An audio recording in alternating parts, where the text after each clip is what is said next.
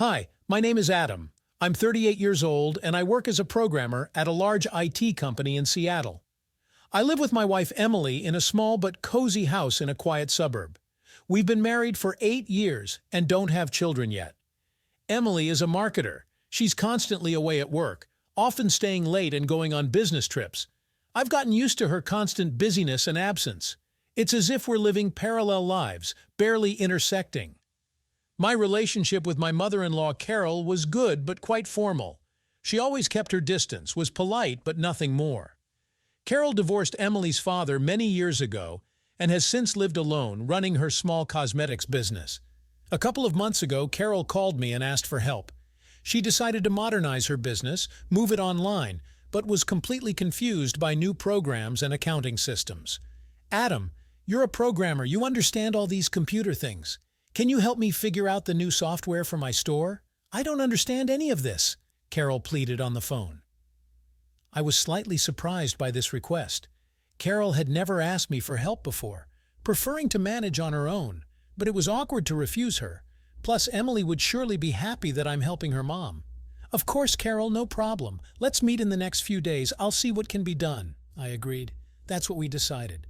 I didn't suspect then that this seemingly innocent conversation would be the beginning of a big and forbidden story that would turn my whole life upside down. We started meeting with Carol 2 or 3 times a week to work on her new accounting system and online store. Usually I would come to her house after work, and we would sit until late in the evening. Carol turned out to be a very capable student. She quickly grasped new concepts, asked many questions, delved into every detail. We enthusiastically discussed various programs and solutions, argued about the advantages of different approaches. Carol was passionate about her business and sincerely wanted to understand all the nuances. Gradually, our communication went beyond purely work topics. Carol began to talk about her life, about her complicated relationship with her ex-husband, about raising her daughter. I, in turn, complained about Emily's constant busyness and our growing apart.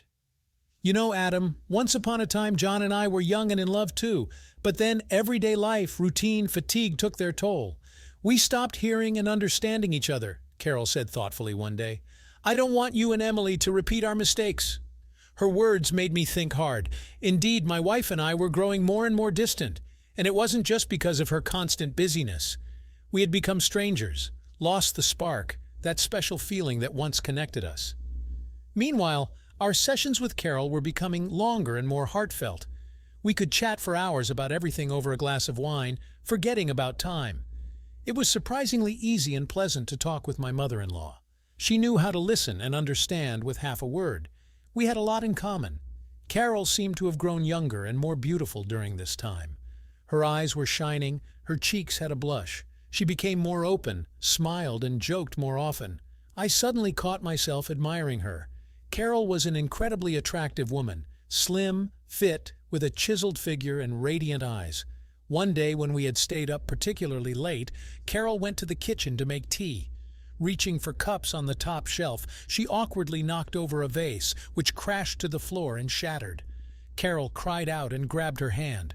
Blood appeared on her finger from a cut. I immediately jumped up to her, grabbed her hand, trying to stop the blood. Our faces were so close that I could see each of her eyelashes. Carol froze, looking into my eyes. It was as if a spark passed between us. Tension hung in the air. I don't know what came over me at that moment, but I leaned in and kissed her. Carol gasped in surprise but didn't pull away. On the contrary, she returned the kiss with unexpected passion. It all happened so quickly, so unexpectedly. What happened next? I remember in snatches, as if in a feverish delirium. Embraces, kisses, feverish whispers. Reality ceased to exist. There were only our intertwined bodies and souls. In this mad impulse, we forgot about everything in the world, giving ourselves to reckless, all-consuming passion. Afterwards, we lay side by side, shocked by what had happened. I was overwhelmed by conflicting feelings. On one hand, incredible euphoria from the stunning intimacy; on the other, a growing sense of guilt, shame, and fear. God, what have we done? How could I, with my daughter's husband? Carol lamented, hiding her face in her hands. No, it's my fault. I'm sorry. I don't know what came over me. I'm so ashamed before Emily, I mumbled, clutching my head in my hands. We understood that we had done something terrible, unforgivable. We betrayed Emily's trust, destroyed morality, crossed a forbidden line. But there was nowhere to retreat. What had happened could no longer be changed or forgotten. After that incident, I tried with all my might to avoid Carol. I tried not to be alone with her, minimized our meetings. For days and nights I was tormented by guilt before Emily. How could I have so meanly deceived my wife, slept with her mother? I was disgusted with myself.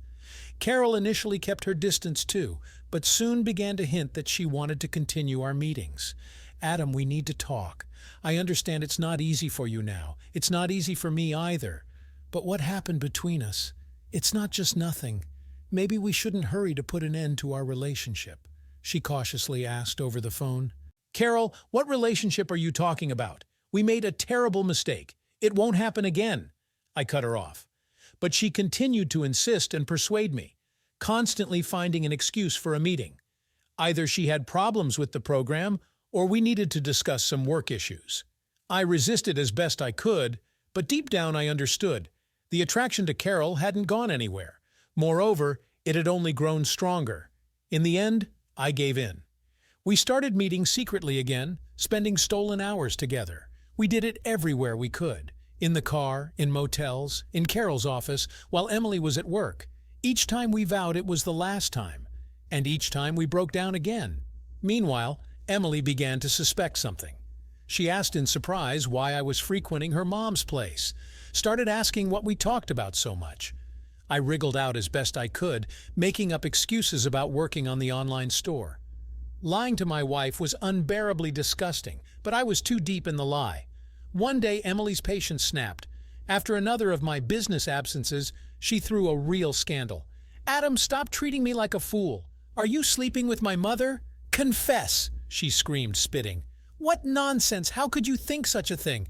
We're just working together, I snapped, feeling myself blushing. Oh, just working? Until 2 in the morning in motels? I saw you together, Emily blurted out heatedly, and burst into tears. I felt terribly ashamed.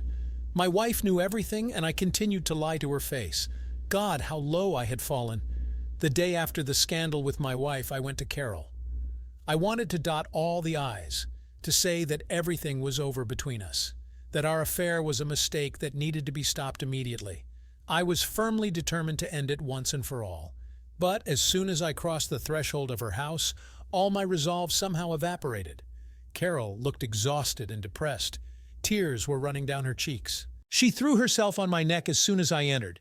Adam, I confessed everything to Emily. I told her about us. I'm sorry, I just couldn't lie to my daughter anymore, she sobbed. I was stunned. So that's how Emily found out about everything? She didn't catch us together, but heard it from her mother. Anger fought with relief in me. Now I didn't need to wriggle and make up stories. Why, Carol, why did you tell her? Maybe we could still fix everything, save my family, I groaned. Do you really believe what you're saying? Carol asked bitterly. Adam, face the truth. We can't live without each other. What's happening between us is more than an affair. It's a real feeling. Her words rang in my ears. I still refused to admit the obvious. Yes, the attraction to Carol was insanely strong. But was it love? Can you build a relationship on deception, destroying families? No, Carol, what's between us is not love. It's passion, madness. We've caused too much harm. This can't continue, I said firmly. So you're choosing Emily. You want to save your marriage, right? Carol asked in a trembling voice. Tears glistened in her eyes. I have to try. I must. At least to atone for my guilt, I replied, avoiding looking at her. Carol didn't answer. She just quietly sobbed and covered her face with her hands. I wanted to hug her, comfort her, but I restrained myself. I couldn't give in to emotions, otherwise I would fall into this abyss again. Goodbye, Carol. Forgive me for everything, I said quietly and walked out the door.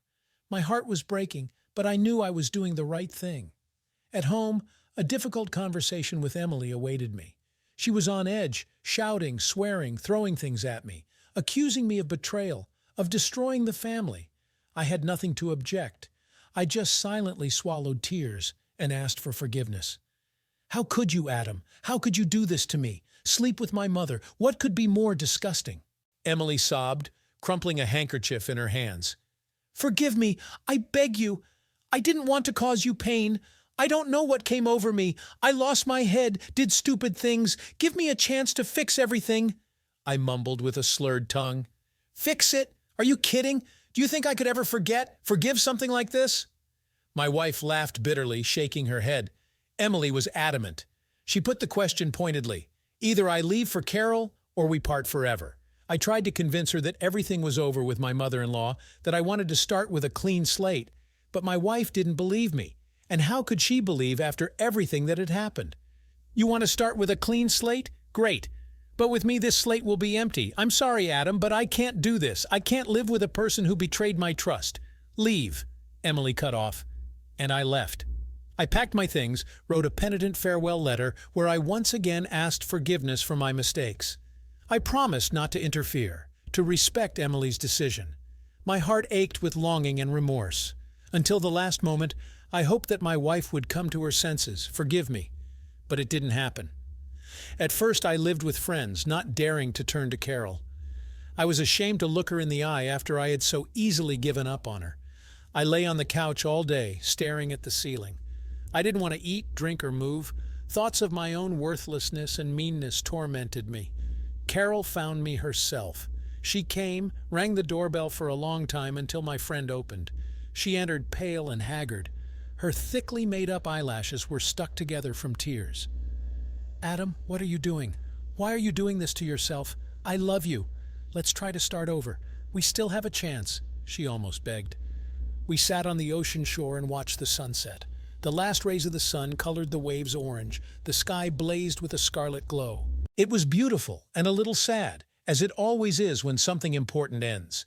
We made the right decision, Adam. We need to end this relationship. For our own sake and for the sake of our loved ones, Carol said quietly, looking into the distance. Yes, you're right.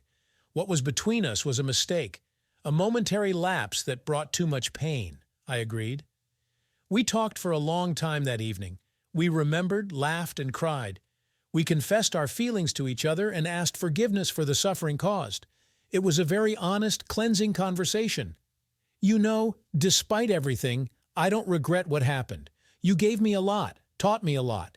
With you, I felt alive again, desired, loved, Carol admitted. I don't regret it either.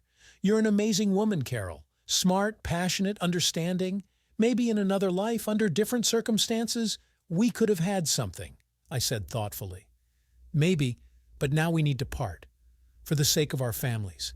You need to return to Emily and try to mend your relationship, and I need to learn to live alone. We hugged goodbye, tightly as if we wanted to remember this moment forever, imprinted in our memory.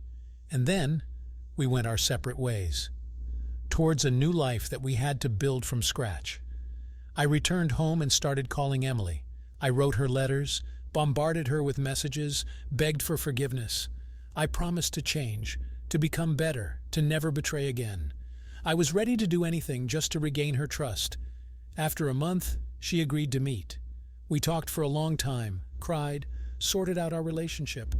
I didn't hide anything, honestly told about my mistakes and experiences, about how I repent and want to start all over again. Last chance, Adam. If you deceive me again, betray me, I'll leave forever, without the right to return, Emily warned. I won't let you down, I promise. I love you so much, I whispered, kissing her cheeks wet with tears. Almost a year has passed since then. Emily and I are slowly mending our relationship. We go to a family psychologist, learn to hear and understand each other. I still often stay late at work, and she disappears on her projects, but we try to find time for each other. Fate has given us a second chance, and I intend to use it to the fullest. Carol and I haven't seen or talked to each other since.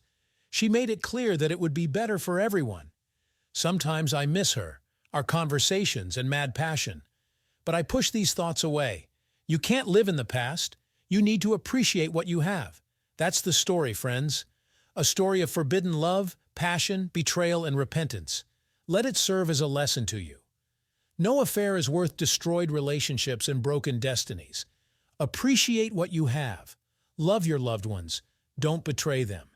And if you stumble, find the strength to admit your mistakes and try to correct what you've done. It's never too late to become better and start all over again. Thank you for listening. I hope you'll take something important for yourself from my story. Don't repeat my mistakes and be happy. Did you like this story? Let us know in the comments what you liked. Subscribe to our storytelling podcast. Also, don't forget to like and ring the bell so you don't miss more interesting stories. See you soon.